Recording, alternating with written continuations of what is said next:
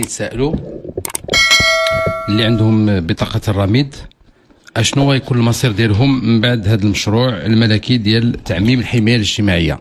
واش غادي يبقاو عندهم بطاقة الرميد ولا غادي تزول بطاقة الرميد؟ واش غتكون عندهم شي خدمات أخرى؟ هو الجواب جا طبعا في هذا القانون ديال هذا المشروع اللي هو تعميم الحماية الاجتماعية، وتيوضح بأنه الناس ديال الرميد غتبقى عندهم بطاقة الرميد، لأن بعدا خصنا نعرفوا العدد ديالهم شحال. 11 مليون شخص اللي كيستافد من بطاقة الرميد. كانوا لحد الآن في بطاقة الرميد كيخلصوا واحد المبلغ اللي هو رمزي. كاين المساهمة ديال الجماعة والمساهمة ديال الأفراد على حسب الدخل ديالهم وعلى حسب درجة الهشاشة ديالهم. المشروع طبعا أنا تنتكلم بناء على القانون والمقتضيات ديال القانون والمشروع. كيف كتشوفوا الصندوق الوطني للضمان الاجتماعي اللي هو اللي متكفل بهاد الخدمات. هاد 11 مليون غتبقى عندهم البطاقة، ولكن غادي يستافدوا من الخدمات ديال الصندوق الوطني للضمان الاجتماعي، وغيبقاو يولجوا حتى هما الخدمات الاستشفائيه يعني الطبيه ديال المصحات الخاصه. ما يبقاش حتى اللي عنده بطاقه الرميد كيمشي للمستشفيات العموميه.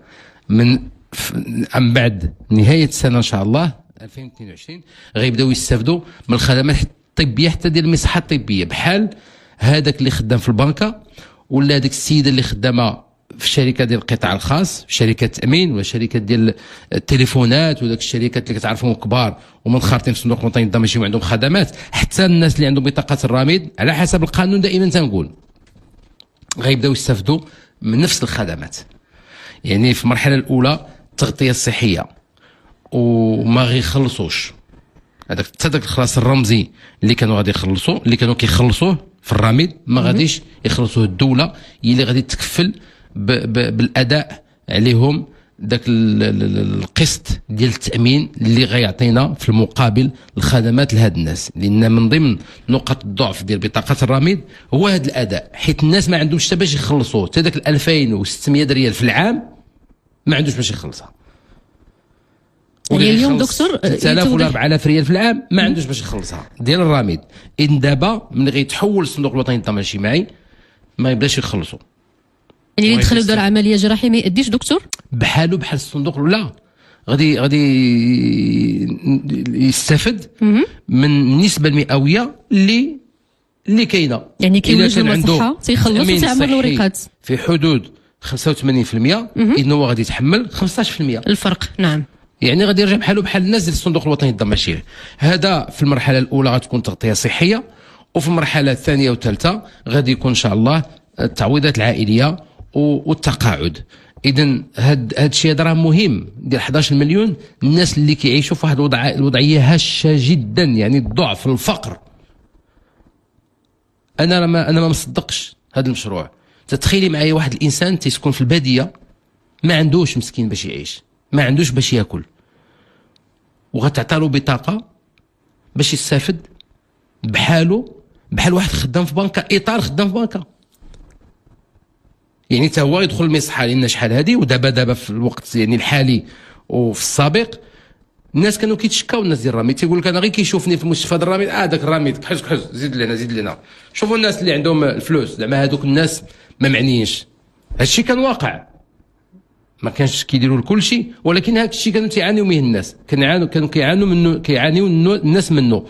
وناس استفدوا من بطاقه الرميد. البارح كانت عندنا شهاده ديال انسانه اللي اتصلت بينا واحد السيده وقالت لك اودي انا استفدت وما كنت نخلص حتى شي حاجه في المستشفى والحمد لله انا فرحانه بهذه بطاقه الرميد. تنقول لها اليوم غتفرح اكثر ان شاء الله في هذا المستقبل القريب، يعني في 3 شهور اللي بقات ولا 4 شهور باش تسالي هذه السنه غادي تكون ان شاء الله تعمات على 11 مليون.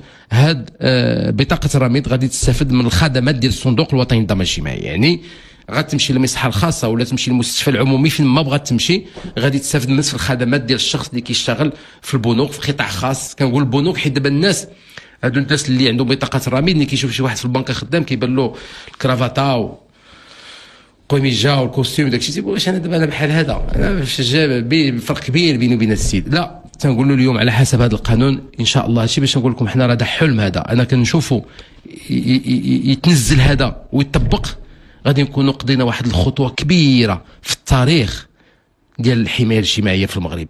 ان انسان بسيط جدا ضعيف جدا فقير جدا يستافد من هذه الخدمات ويستافد من التغطيه الصحيه اجباريه ديال الصندوق الوطني للضمان الاجتماعي. اذا احنا كننتظروا الناس ديال الصندوق الوطني للضمان الاجتماعي والمتدخلين في هذا القطاع وفي هذا المشروع كلهم تيشتغلوا باش يوصلوا هذا المشروع ويوقفوا على رجليه من هنا لنهايه 2022، ومن بعد غندوزوا المرحله ديال التعويضات العائليه والتقاعد، وغادي تكون تغطيه كامله. هنا غادي نكونوا حققنا جزء كبير من العداله الاجتماعيه. طبعا العداله الاجتماعيه ما كتكونش محدوده فقط فيما هو حقوق صحيه، ولكن كاين التمدروس، كاين السكن، كاين العمل، هادو حقوق كتحقق لنا توازن ديال العداله الاجتماعيه في النظره الشموليه ديالها. ولكن هذا الجزء ديال التغطيه الصحيه مهم جدا، حيت حنا سهلنا بزاف بالصحه ديال المغربي، درت مجهودات ولكن ما كناش راضيين على النتائج. يعني الحمد لله تقطعت حتى ملي جات بطاقه الرميد حتى قضات غرض.